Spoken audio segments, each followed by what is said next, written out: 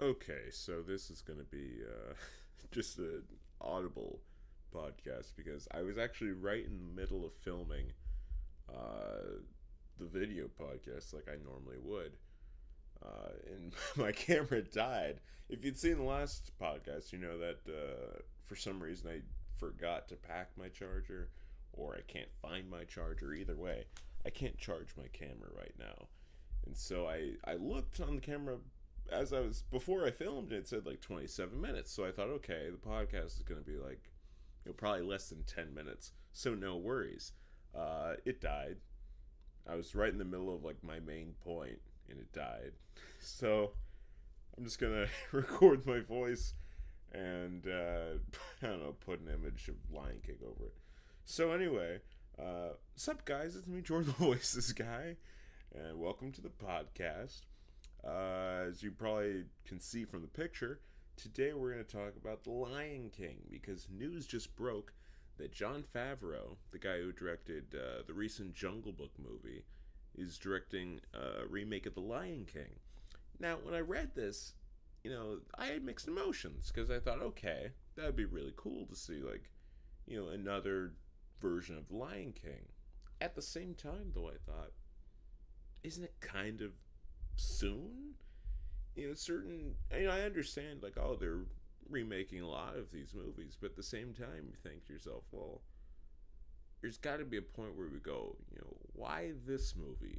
Why right now? Because, there are a lot of classics that they've redone already. They've done Cinderella, they've done Jungle Book, they did Alice in Wonderland, which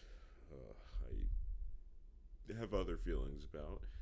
But when it comes to a movie like Beauty and the Beast, which they're releasing, I believe, next year, and I think they're working on Little Mermaid, you think to yourself, well, why exactly are they doing this movie? Because, a lot of times the cast is still alive.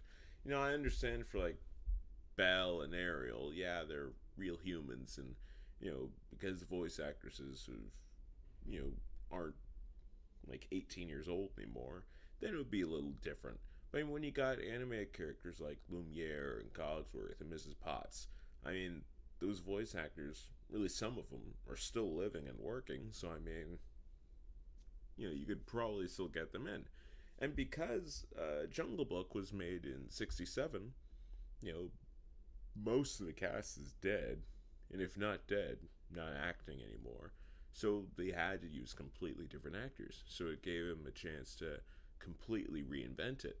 But with Lion King, I think with the exception of the voice actress Pine Sarabi, whose name escapes me, uh, and Jonathan Taylor Thomas, or JTT, who probably can't voice a child anymore, pretty much everybody else in the cast is still living, still working, and their roles are so iconic with their voices that's kind of hard to imagine anyone else doing it.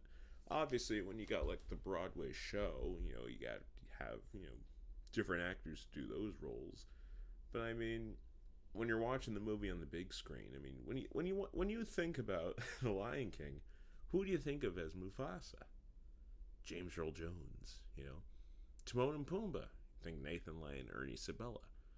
So it's hard to imagine anybody, filling in those paws, I guess. So I don't know.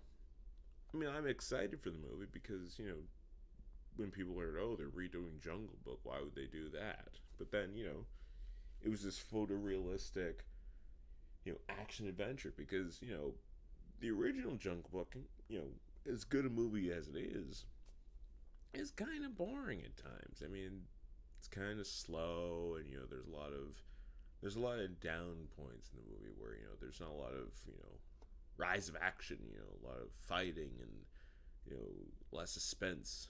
It's just a lot of walking around the jungle, meeting characters who are kind of silly or kind of interesting, have little quirks. But the new movie, there's a lot of running around and trying to solve actual problems that are happening and a lot of suspense in it. So I don't know. I think they were able to build upon the movie a lot. But with Lion King, I mean, there's not much else to do. I mean, there's a lot of action, there's a lot of suspense, there's a lot of good humor in it. The songs are memorable. So, I mean, what else can they really do? Now, of course, the Broadway musical, they expanded upon that a little bit. I mean, they included songs that were going to be in the movie, and they didn't put in the movie, put in the play. I think they had like a couple other new songs, but for the most part, it was, you know, almost a word for word replication of the movie. Just with people in intricate costumes and working with puppets. So when you're taking, I don't know, it's not a perfect movie by any means, but when people think of The Lion King, they think that's probably one of the best Disney films to date. So I mean, when you have something that's, I don't know, nearly perfect, at least in Disney standards, it's hard to imagine, I guess, a reimagining of it or reincarnation of it when you've got something that was made, I think 22 years ago. That was already pretty good.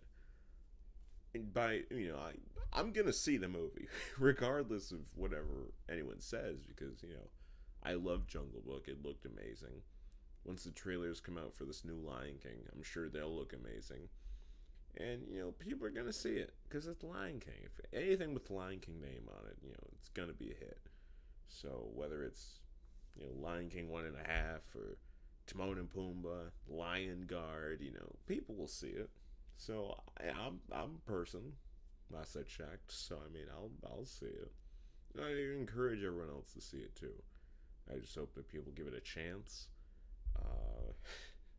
because people are worried about these live action and photorealistic remakes. Some of them are good. I personally liked Cinderella. I thought it was fine. A lot of people had issues with it, but I kind of thought it was better than the original, which a lot of people probably disagree with me on that. Alice in Wonderland, I just, I'll get into that. I think I was about to talk about it on the last one or the start of this one. I don't remember, but basically my main gripe with Alice in Wonderland is that it wasn't the same story. It was, a lot of the same characters, but it took place years later, and it's a completely different plot. I mean, she, I guess, re-met all the characters that she met when she was a kid and forgot about. But it was just a different story, and it wasn't what I thought it would be. I just thought calling it Alice in Wonderland and advertising it as the live-action remake of Alice in Wonderland, and then making it sort of a sequel to it, I think you should at least change the name of it somehow. Return to Wonderland. Alice in Wonderland 2, but now they actually have a sequel to the live-action one that nobody saw. Or actually, a lot of people saw it, they just didn't talk about it because Johnny Depp. Anyway, I don't like that movie. All the other ones are generally fine, including 101 Dalmatians, which no one actually talks about. Whenever someone says, oh, the live-action remakes of the Disney movies, they always say Alice in Wonderland was the first, but they had 101 Dalmatians, like, I think, year 2000 or so. I remember seeing the advertisements on VHS tapes. They'd have little previews. I remember the one with the dogs falling from the sky. That one always scared me. Yeah, I don't know. I think I've seen that one. It was alright. That's kind of like, if you like puppies, hey, puppies. Yeah, other than that, I mean, not much to it. At least for me.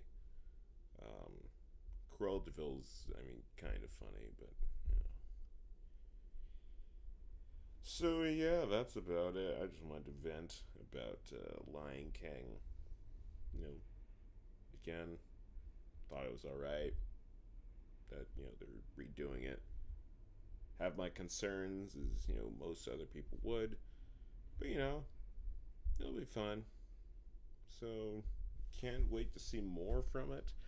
I really want to see who gets cast in it because, again, it's going to be hard to replace certain people.